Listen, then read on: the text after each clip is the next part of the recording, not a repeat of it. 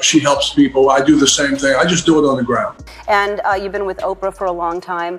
And I think that relationships are difficult. Reason why is because they gathered so much evidence. Was supposedly they gathered so many videos and laptops and also electronic devices. Friend in your head, Oprah Winfrey. Yeah, best friend forever. Yes. Her man, Stedman Graham, wrote a book called Identity Leadership. Okay.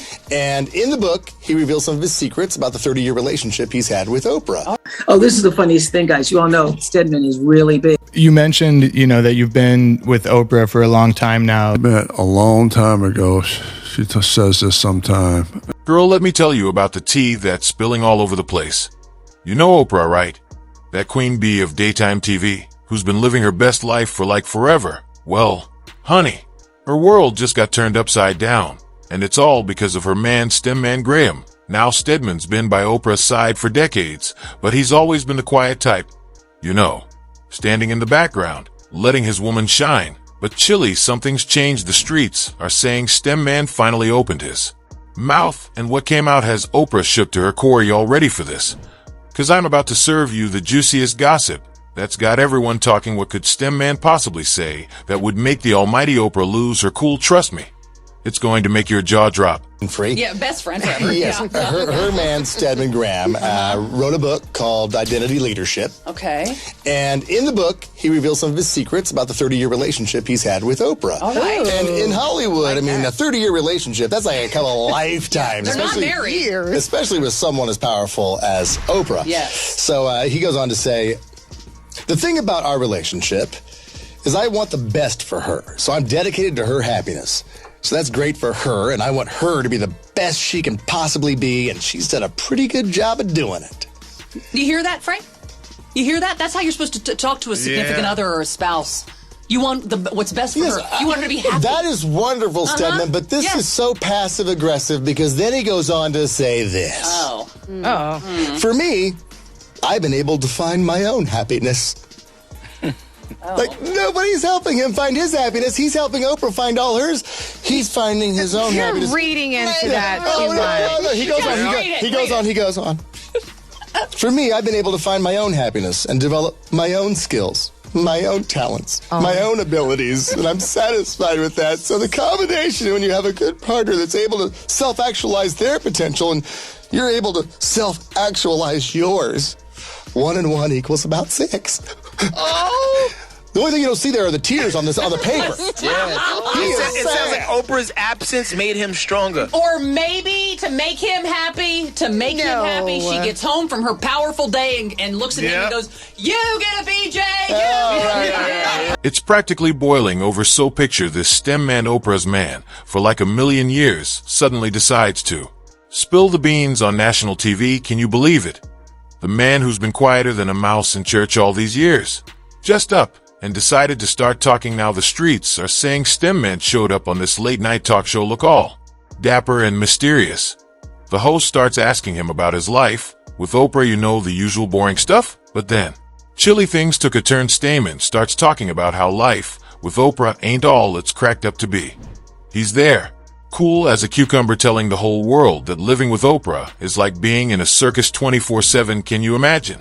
He's saying stuff like, it's not easy being with someone who's always in the spotlight. Sometimes I feel like I'm just a prop in her show. But wait, it gets juicier. Simon starts spilling about how Oprah's always working on her phone, always planning the next big thing. He's like, I love her, but sometimes I wonder if she even notices I'm there. Girl, I was clutching my pearl. It's knowing how it can empower you and your ideas and where you're going and who you want to become, and not be stuck in just thinking that you're all of that. Right. And you're not, because once you stop playing ball, really not that many people care. Right. So you got to make it work for you, and that's what social media should be doing for everybody, is making it work for you, as opposed to, again, the reverse. So you also wrote Teens Can Make It Happen, 9 Steps to Success. How does the concept of identity differ for this younger demographic? Well, that's a great question. Again, I go back to how we learn. I'm trying to get a 10-year-old, 11-year-old, 12-year-old young person to understand they have 80 years left. And if they could take those 80 years and learn how to apply everything to what they love and what they're passionate about, what's meaningful in their life, that they really have an opportunity to improve. I mean, you're going to really be successful if you're a better person today than you were yesterday, and you just keep growing and you're learning and you're a lifelong learner and you're a reader. You keep reading all the time and you're focusing on setting goals and you understand the process of success and how it works, and you're focusing on what you love. And you tie that to business, and you tie that to social media, and you tie that to all those things that will empower you based on what's possible for you, and you have access to a global marketplace. And everything you learn from now on, you can begin to organize it through a cognitive ability to be able to download content that's relevant to your talents, to your skills, and to your passion. If I can get you to understand that at 10 or 11, man, that's a pretty good process for building and designing your own future. Yeah, I mean, changing the trajectory of someone's life at that age, I mean, you can't put a price on that. I mean, it's like you said, it changes them forever and can benefit them greatly. Yeah, and the process works, especially for, some athletes who are young. They start at what, 6, 5, and 4, and they learn the process of how it works. Yeah. And by the time they get 11 or 12, they're like killing them. Yeah. And that's when so it's the same process for me as trying to get young people to understand their empowerment at an early age. So similar question to sports, these young people now, I mean, I couldn't imagine kind of growing up with social media the way it is now back when I was a kid or a teen. Kind of similar question that we did for the athletes. How do these young people deal with social media when they can't necessarily start a business or use it for work? Well, I think they have to. It's tough. It's a very difficult thing when you're dealing with social media and you don't know what it does, or the purpose of it, or how it affects you, and the algorithms are set up and designed to hook you, and all of that. So I think you just have to, hopefully you have good parents who understand, how to monitor some of that. But again, it is a valuable tool because it has so much information. Again, I go back to, not everybody's going to get this, but making sure you understand who you are so you can apply the information to your development and create something that you can control as opposed to it controlling you. And so that's an awareness process, that's raising people's consciousness about that, which we're trying to do in schools. And in students we do. I mean, we have a program in Mississippi that we're working on, and man, those young people they're in STEM programs, and they're smart. And boy, to be able to eliminate all the labels that they have to deal with, I mean, through this process of identity and understanding who you are, it's just really so rewarding to see them, the light bulb go off, and not be defined by their parents and not be defined by their circumstances, which can be very difficult for them sometimes. Yeah, and that kind of answers the second question as well about, how do you educate parents and educators in order to help children, think more about identity versus. Well, you have to have curriculum, and so you have to have the books and the content, the materials, and everything else. And then we set it up as a train-the-trainer program. So there is, there are projects in there that you're doing, and yeah. It's the execution of this work that you spend a lot of time on. How do you actually get it into a system that you can deliver to these schools and organizations, anywhere. So another great sports kind of reference right here: move without the ball, put your skills and your magic to work for you. The title itself, Move Without the Ball, it signifies being proactive when, the spotlight isn't necessarily on you. Can you share a personal anecdote where you felt you were without the ball and in life, and how you positioned yourself strategically in order to get out of it? Well, I think when you stop playing, you're first of all, as a ball player, you're used to people cheering you all the time, and you're spoiled and all of that. And so, man, move without the ball for me is it's going into the service, man, and having to clean latrines and with a toothbrush and all of that, and really getting down and dirty around what life is could be, and what life was at that particular time. So that was move without the ball for me. Move without the ball for me was learning business. Move without the ball for me was traveling around, seeing the world. And then the beautiful thing about move without the ball is that you know how to move with the ball, but you also know how to move without the ball. And that really has been my life, is learning how to move without the ball, and that without people, clapping and yelling for you because you're making some baskets, but to be able to be good on the court, but also off the court, you're just as good. So that's my hope and dream.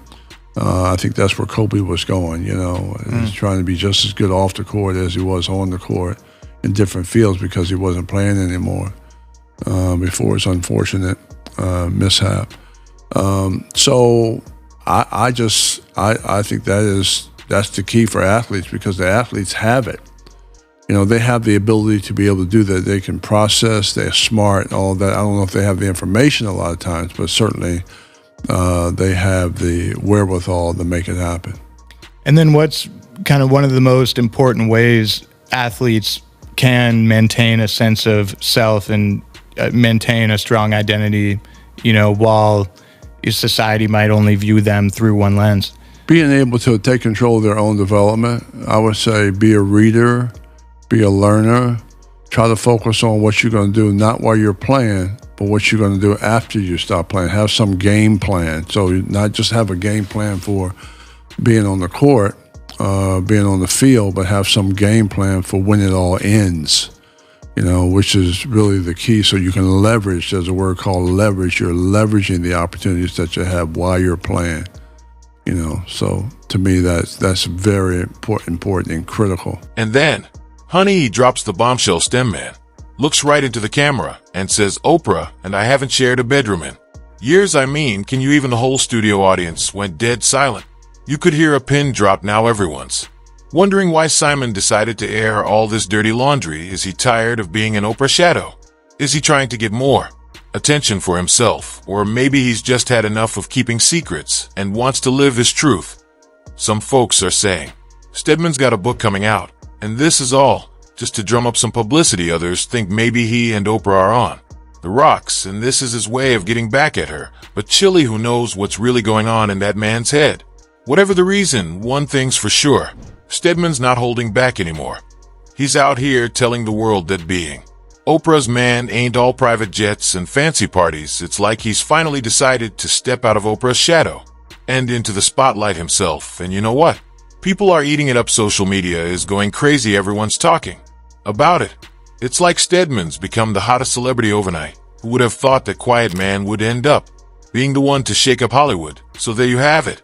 Honey Stedman's gone and opened Pandora's box, and now the whole world's watching to see what happens next. I don't know about you, but I'm on the edge of my seat waiting to see how Oprah's going to react to all this tea being spilled. Okay, for my success, I have to have process and structure. I have to force myself to do that. You also have to live in the moment. So everybody watching this wants Stedman to tell us about his Oprah. Does she snore? You're the only one that knows the answer to that question. That's exactly not what I was thinking, but that's a good... Does she snore, Stedman? Let me just tell you. No, come from Kosciuszko, Mississippi. That's true. Been abused as a child. Right. A black woman. Right. Who's now a billionaire. Right. Self-made. Okay. In this country that is socially constructed, not to exactly celebrate your success. Okay. That's a milestone. And to be a woman on top of that. Right. And so, this is a person who's been #1 for 25 years. Every book that she put on the show has gone to bestseller. She has her own network. She's from Kosciuszko, Mississippi. And it was not an easy And first it's not an 20 easy years. thing. So, and you talk about someone who has talent, skills, and process, and smart. She's been able to put that together What is to it you get think beyond the labels. Yeah. Based on a socially constructed process that tries to keep her down and has kept people down year after year after year after year. And OWN isn't where it wants to be right now, but I'm not counting her out, and I know neither are you. No, it's a process. You can't just come in and create an organization or build a company in 6 months. That's right. You got to put your voice in it. You got to work on shows. So she'll be fine. Great to have you here. As you put in here, progress begins one step at a time. One step at a time. So we'll take the first step this morning. Stedman First Graham. step is understand who you are. Girl, you thought STEM Man spilling the tea was wild. Just wait till you hear about Oprah's reaction. The queen of daytime TV ain't known for losing her cool, but honey, this time she went off. So picture this: Oprah's chilling at home, probably sipping on some fancy tea and living her best life, when her phone starts blowing up and everyone and their mama is calling to tell her about Stedman's little chat on national TV. At first she's like, nah, y'all must be tripping, my STEM man would never. But then she sees the clips and chilly, that's when the storm hit. The streets are saying Oprah lost it like we've never seen before. We're talking full on Hollywood diva meltdown. Sources close to her are spilling that she was screaming so loud the neighbors thought World War III had started in her living room. Now we all know Oprah as this sea-collected queen who's always got it together, but this time, honey, she was throwing things, cussing up a storm, and threatening to end Stedman's whole career. It's like all those years of keeping it cool just exploded at once. Some folks are saying she was yelling stuff like, after all I've done for him, this is how he repays me, and I made him, and I can break him. Girl, can you even imagine Oprah talking like that? It's like seeing your grandma at the club. Just doesn't compute. To be able to source the resources of the world through having a vision bigger than your circumstances, okay? To be able to plan it out, work every single day. You got to be a hard worker, okay? To have a strong value system, right? And to be able to focus on those barriers of success that hold you back, building a team, being able to, again, source content by organizing information. You become a reader and creating a lifestyle around that. So, again, I go back to the power versus the powerless. So how are you going to be empowered so that you, outdistance the 99% of the people who, where are they going? They're not going anywhere. They're stuck. So, it's really about deprogramming yourself and realize, again, I go back to, it's not how the world defines you, it's about how you define yourself, and being able to work on yourself as a way to establish a privileged life. So last social media question, I promise, but I thought this was, very applicable to the book of, you mentioned labels are distorting our view of the world and our place in it. And in today's digital age, with the prominence of social media, kind of how can we work to move beyond these imposed labels and cultivate authentic self-representation? I don't know how you do it unless you have an identity. Yeah. I don't know how you do it unless you're focusing on what you're doing, which is to find out who you are, working on that every day, right? Because it takes a while, and figure out what you do well, and to do it over and over and over to where you become an expert in your field, so that you can outdistance everybody else who are doing what? What are they doing? They're not going anywhere for the most part because they're stuck in a mindset. And so, again, when you start to change the learning system around where everything becomes relevant to building value, then you're not stuck in that box. You're able to not be defined by the labels or how other people see you, but the only thing that's important, because I use this in my own life, not being defined by labels, and people try to put me in a box, and especially me, and in regards to my relationship. And so what I try to do is not worry about how other people define me, but how I define myself, and that's what's important. But here's the real T. Oprah wasn't just mad. She was hurt, like deep down in her soul. Hurt people close to her are saying she felt betrayed, like a stranger had taken their private life and put it on display for the whole world to see. And you know Oprah is all about keeping her private life private. The craziest part, this ain't the Oprah we're used to seeing on TV. Where's the woman who tells us to live our best lives? Where's the inspirational queen who lifts everyone up? Looks like even Oprah has her breaking point, and Stemmer just found it. Some people are wondering if this is all just for show. Like maybe Oprah and Stewart cooked this up to get some attention, but girl, if you ask me, this feels too real. The pain in her voice, anger in her eyes. That's not something you can fake, so now everyone's waiting to see what Oprah's going to do next. Will she go on TV and spill her own teeth? Will she and Stedman have a public showdown? Or will she try to sweep this all under the rug and pretend it never happened? One thing's for sure, this ain't the last we're going to hear about this drama. Oprah's reaction has got everyone talking, and you know how Hollywood loves a good scandal.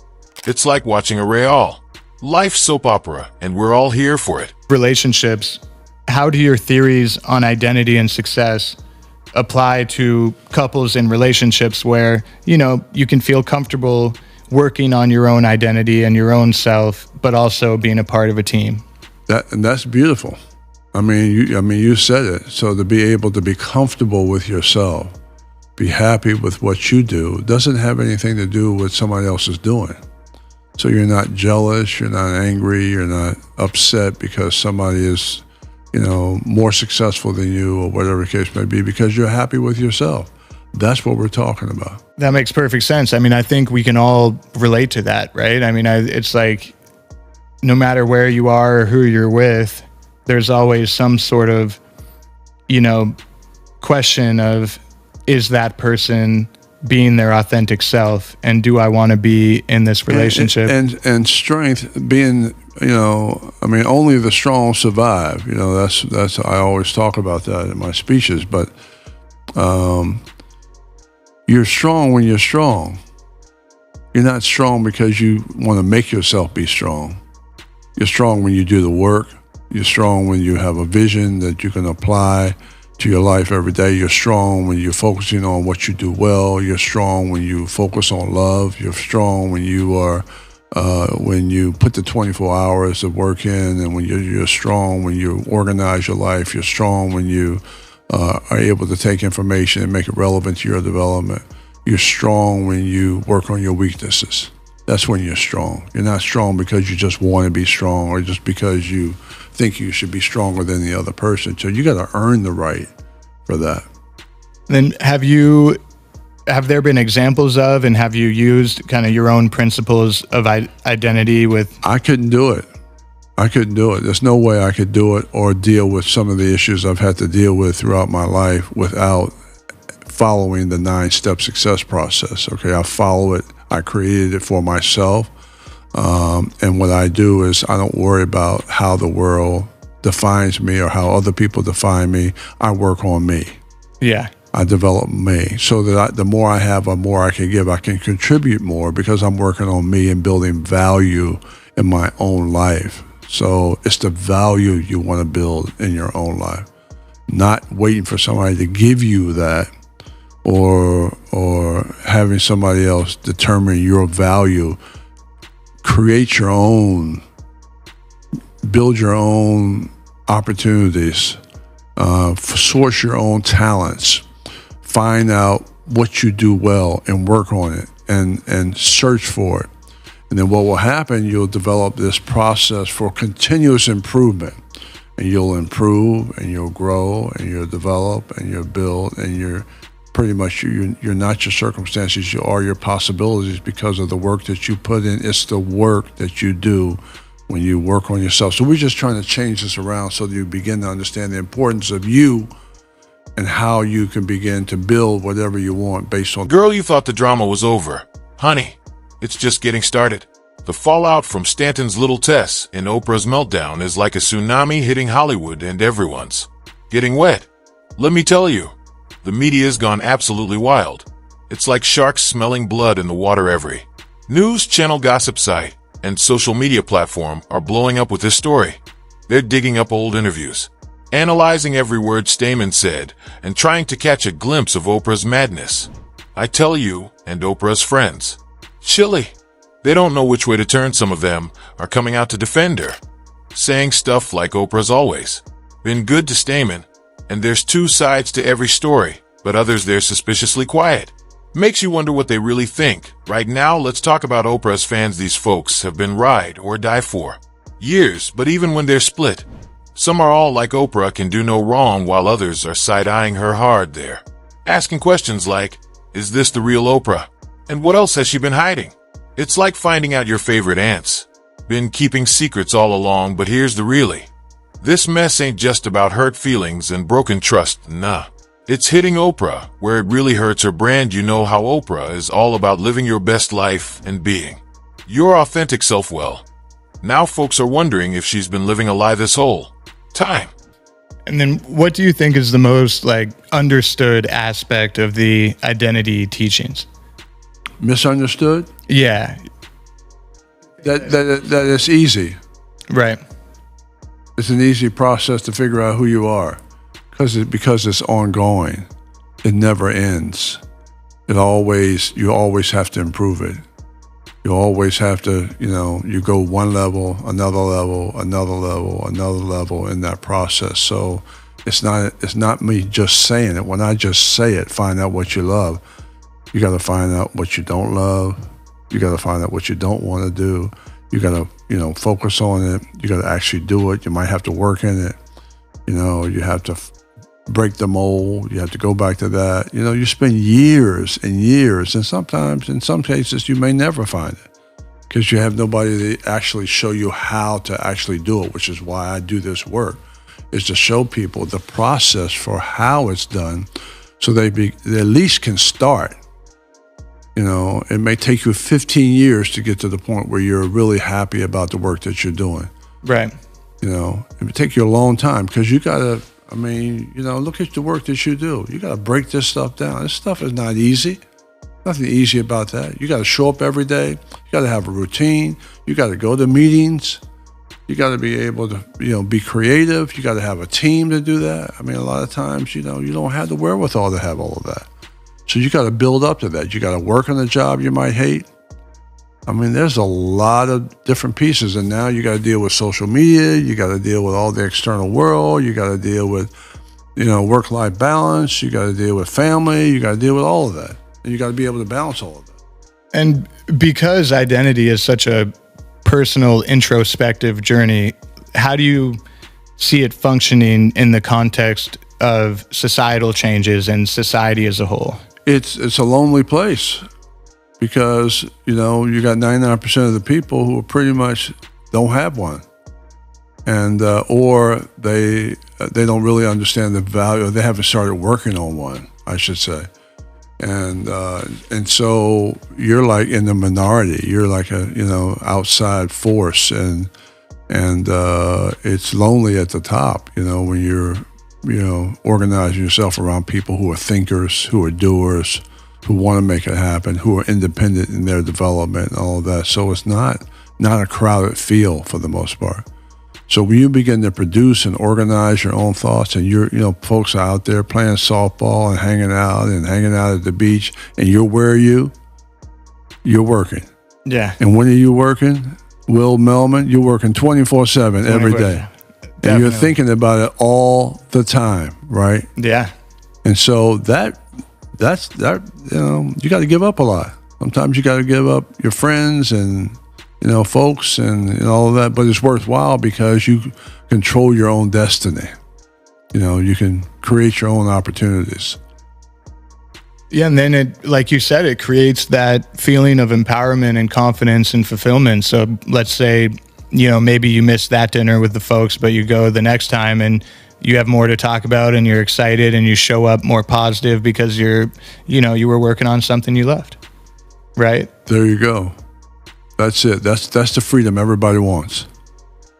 And everybody, that's why people are working they want to work at home. Because when they got a taste of working at home, this is what it's like. I can work at home. I can go outside. I can take a break. I can, do some of the things I want, and they don't want to go back in the office. Right. So that's the freedom we're talking about, is that we have the ability to be able to decide our own schedule and do some of the things we want to do when we want to do them. And that's the freedom that you get. Now, you're going to work at it. You're going to work for that because you got to eat what you kill. Right. And so that's a whole nother ball game. So you mentioned, that you've been with Oprah for a long time now. Yeah. When did you guys first meet? Wow, we met a long time ago. She says this sometime, and a long time ago. And we met at a charity. I knew her 2 years before we actually started going out. And we met over this gentleman's house named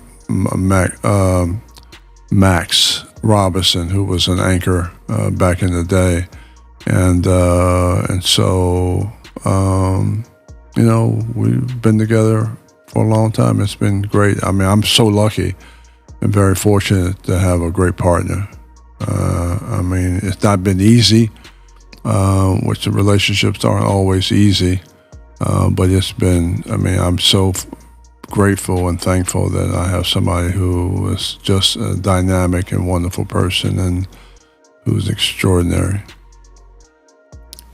I mean, that's amazing. That's what we all, wish for and hope for sure, is finding that life partner. And yeah. It's amazing. And she is, I look at what she's done and who she is, and I can't even believe, what she's done, and it just, extraordinary to watch. Larger than life, right? It's Incredible mind, beautiful woman. I mean, just, nice to everybody, humble,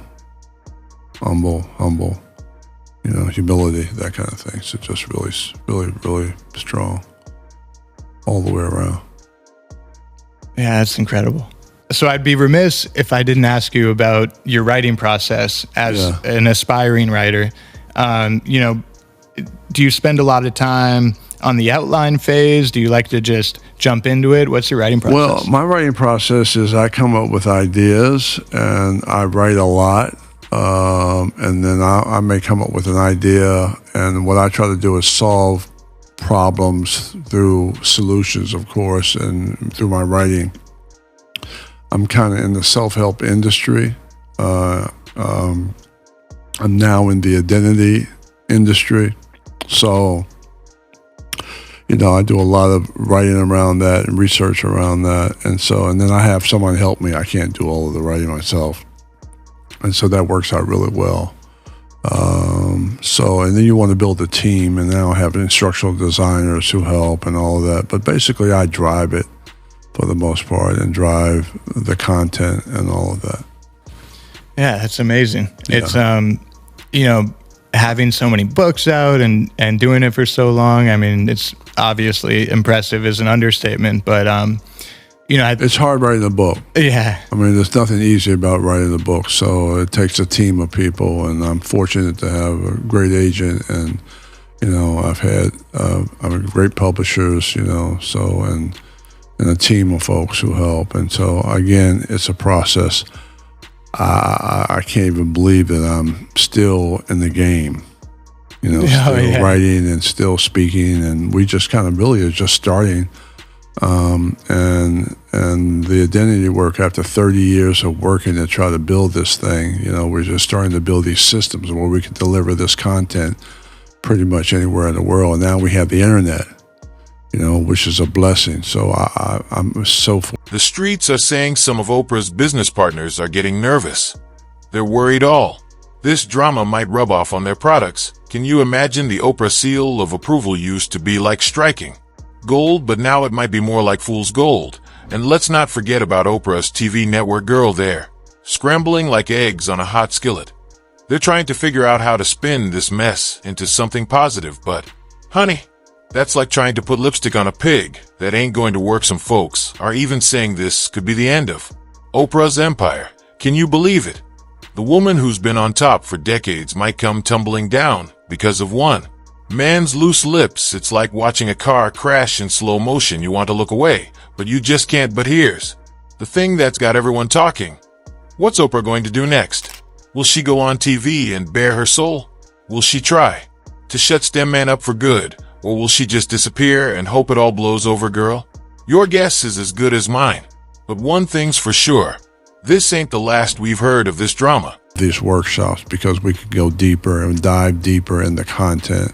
It's more interactive. It's probably about 2 hours, 3 hours. We can do that, a full program pretty much. And people really love that. They get a lot out of that. Yeah, it sounds amazing, reaching a lot of people. And it seems it would be more impactful or just as impactful as them reading a book, but seeing you live and really kind of feeling the energy, because I saw Eckhart and Deepak at USC, and it was like a life-changing experience. And I guess it is a little different because the book, you get more information, but from the speaking, it's like more impactful, if that makes sense. There's a connection there. Yeah. So I love to speak, and then I do a book signing, and we have the books, and now we're building the courses out. So it's a kind of a building an ecosystem around the work, and so it's very, very exciting. I mean, I love the work. I'm passionate about the work, and so it makes it. And now again, we have such a great opportunity with the internet and all of that to be able to deliver content anywhere in the world. So it's a beautiful process. And the only reason I brought up the corporate stuff is I think it's so interesting that you've created a system that similarly can help, younger kids to the, most powerful corporate CEO, but it's a very similar system that just applies broadly to all humans, as something that's so core to our development. You have to know who you are at all levels. And the younger you know, the more opportunities you'll have for yourself. So what we try to do is get people to raise their consciousness about what's possible for them. And we want them to perform at the highest possible level. So how do you become really great at what you do? How do you become good at what you do? How you perform all the time in every part of your life, which is important for managers and CEOs and teams and employees, because you got to be today a self-starter and a self-directed learner. People don't have time to watch you. So what we try to do is get people to be engaged in their own life and their own development and be present where they are, so that they have the ability to be able to create a great organization because they're great and they're good. That's powerful. What's next for you? What are you working on coming up? Well, what's next for me is to, I've been in development for all of these years building this. What's next for me to be able to actually do this work and be more in the world. And I've been back and forth a little bit, but we're kind of developing a technology team around, the work. We're developing teams of people around production, and, now we have a worldwide market, different cultures, all of that. So to be able to deliver, the content is what's next, and we keep building that and building that and building that. And so that feels really good right now to be able to be in that position to do it. Still a lot of work, but at least we kind of have the roadmap for where we're going. That's what's exciting. Well, man, I'm looking forward to all of it. I appreciate your support and appreciate you having me. And man, you're doing a great job, and you look fantastic. And, congratulations on the work that you do. Thank you so much for coming in, Stedman. It's a huge honor. My pleasure. Girl, you thought the tea was hot before. Let me tell you, it's about to get scorching. Everyone's wondering what's next for Oprah and Stedman after this mess. Are they going to kiss and make up, or is this the end of their fairy tale, the streets are saying? Oprah's thinking about kicking Stedman to the curb, but chilly. It ain't that simple. They've been together longer than some of y'all have been alive now. Let's talk about their careers. Oprah's empire might be shaking, but don't count her out. Just yet, she's got more lives than a cat, And you know she's going to find a way to spin this. As for Stemmer, he might have just shot himself in the foot. Who's going to trust him now that he spilled all this tea?